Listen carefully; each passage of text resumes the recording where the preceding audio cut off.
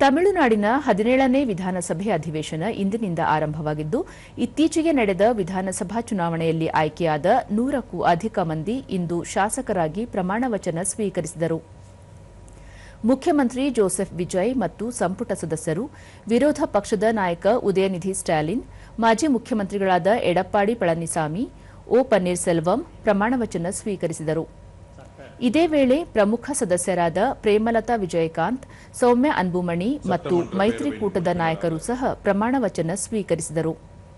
ನಾಳೆ ವಿಧಾನಸಭಾ ಅಧ್ಯಕ್ಷರು ಮತ್ತು ಉಪಾಧ್ಯಕ್ಷರ ಚುನಾವಣೆ ನಡೆಯಲಿದ್ದು, ಇದೇ 13ರೊಳಗೆ ಮುಖ್ಯಮಂತ್ರಿ ಜೋಸೆಫ್ ವಿಜಯ್ ವಿಧಾನಸಭೆಯಲ್ಲಿ ಬಹುಮತವನ್ನು ಸಾಬೀತುಪಡಿಸಬೇಕಾಗಿದೆ. சட்டமன்ற பேரவையின் உறுப்பினராக தேர்ந்தெடுக்கப்பட்ட மாண்புமிகு திரு ஓ பன்னீர்செல்வம் உறுப்பினராக தேர்ந்தெடுக்கப்பட்ட ஓ பன்னீர்செல்வம்